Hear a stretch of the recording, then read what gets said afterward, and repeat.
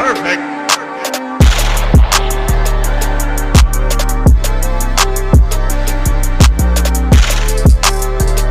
Tapi mungkin ada hal yang sedikit bisa kita lihat dari peristiwa itu serta apa yang bisa kita ambil pesan kebangsaannya. Yang pertama mungkin peristiwa ini adalah kaitan sejarah yang panjang tentang bagaimana perjuangan bangsa kita dengan berbagai cara dan bentuk perjuangannya. Di tempat ini dulu para pemuda itu memang bukan hanya hadir di Rengas Dengklok, tapi mereka sudah berjuang juga sejak masa-masa sebelumnya, ketika Bung Karno yang tadi disinggung oleh Presiden dan kalangan-kalangan lainnya yang sering disebut golongan tua, walaupun mereka relatif masih muda karena usianya masih sekitar 40 tahun, tapi karena anak mudanya juga sangat banyak seperti tokoh-tokoh yang ada di Rengas Dengklok, dan mereka dianggap sebagai orang-orang yang terlalu kompromistis gitu, berjuang melalui Dr. Sujunti Josaka atau BPUPK ketika menyusun persiapan kemerdekaan kita melalui konstitusinya, lalu juga PPKI, dan kebetulan ketika Soekarno dipanggil ke Dalat Vietnam, dipanggil oleh Terauchi saat itu sebagai Panglima Asia Tenggara, dan saat itu bersama dengan Hatta dan juga Rajiman. Dan ketika di Dalat itu memang sudah terjadi pengeboman di tanggal 6 Agustus di Hiroshima pertama, dan Bung Hatta, Bung Karno, dan Rajiman berangkat di tanggal 8, lalu kebetulan transit di tanggal 9, dan kondisinya memang sangat mencekam karena di tanggal 9 itu ada bom nuklir kedua di Nagasaki. Dan saat itu tetap berjalan sampai akhirnya bertemu dengan Terauchi dan dijanjikan kemerdekaan Indonesia. Dan itu diserahkan pada Soekarno tanggal dan sebagainya, tapi kemungkinan setelah tanggal 24 Agustus kalau tidak salah. Dan ketika itu akhirnya kembali ke Indonesia di tanggal 14 para pemuda, dan para pemuda itu orang-orang yang memang berlatar belakang berbagai latar ya.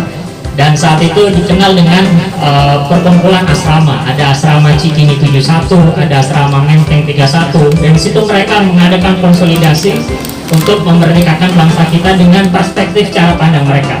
Dan ketika Soekarno tiba di bandara, langsung para pemuda itu mendekati Bung Karno untuk segera memerdekakan Indonesia, karena mereka juga baru mendengar kabar bahwa Jepang menyerah dari Sekutu.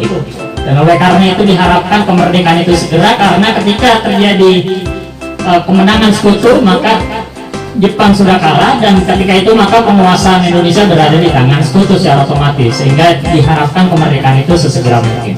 Dan tanggal 15 akhirnya didorong supaya Soekarno memproklamasikan, tapi memang pertimbangan Soekarno panjang, pertimbangan yang lainnya juga panjang dengan berbagai pendekatan masing-masing. Tapi akhirnya di tanggal 16 pagi, ketika 15 terjadi perdebatan, tanggal 16 pagi mereka akhirnya membawa Soekarno dengan alasan sebetulnya bukan penculikan dalam artian seperti sekarang diculik, tapi diyakinkan pada Soekarno bahwa Bung harus ikut kami ke tempat persembunyian karena dikhawatirkan di tanggal 16 itu akan terjadi benturan dengan tentara Jepang, dengan para pasukan Jepang yang bertugas ketika ada pemuda yang mencoba untuk melakukan upaya memerdekakan bangsa kita, sehingga khawatirnya tokoh besar seperti Soekarno-Hatta itu ditangkap oleh Jepang dan kita agak sulit untuk memproklamasikan. Dan akhirnya Soekarno dan Hatta mau dibawa, dan dibawanya di tempat ini yang sangat jauh sekali dari Jakarta dengan kondisi saat itu yang memang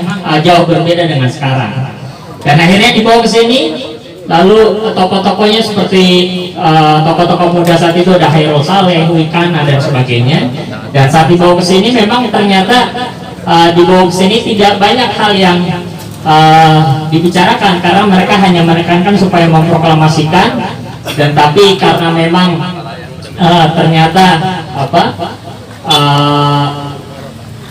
upaya mereka itu belum sematang apa yang dipikirkan oleh Soekarno, lalu akhirnya mereka menyerah gitu, bahwa dalam tanda kutip menyampaikan kepada Ahmad Subarjo di Jakarta, karena saat itu harusnya sidang PPKI untuk melanjutkan pembahasan persiapan kemerdekaan kita, tapi akhirnya Ahmad Subarjo mencari tahu dan sampai juga Ahmad Subarjo di tempat ini untuk menyebut Bung Karno dan menyatakan bahwa ternyata Jakarta aman, tidak sesuai yang diprediksikan, dan akhirnya kembali ke Jakarta. Tapi dalam berbagai perspektif, kenapa posisi ini penting?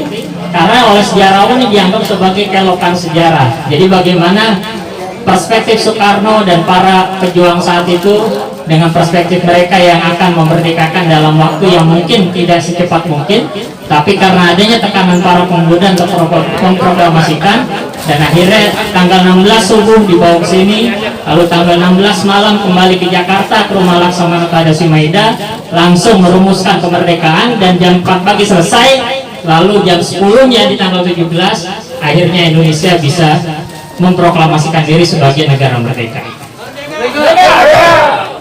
Dan ada hal yang bisa kita ambil dalam pesan kebangsaan. Tadi yang disampaikan, rumah ini adalah rumah Bapak Yao Sikyong, dan itu adalah gambaran bagaimana kemajemukan bangsa ini sebetulnya sudah sangat terbangun sejak lama. Dan konteks yang bisa kita tangkap juga bagaimana pembentukan kemerdekaan bangsa kita, pembentukan konstitusi itu juga diwarnai dengan berbagai perspektif.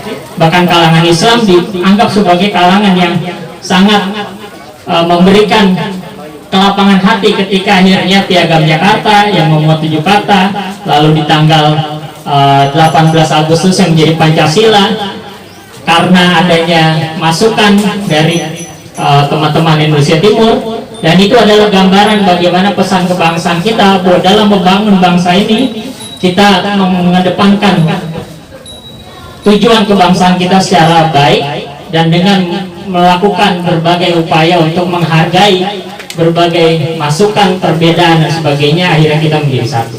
Dan ini adalah gambaran rumah Rengas Dengklok. Ini adalah rumah dari Bapak Yao Sikyong, dan itu adalah rumah yang akhirnya membuat proklamasi kemerdekaan Indonesia menjadi dianggap lebih cepat karena revolusi anak muda untuk mendorong Soekarno dan Hatta sebagai tokoh bangsa untuk memproklamasikan bangsa.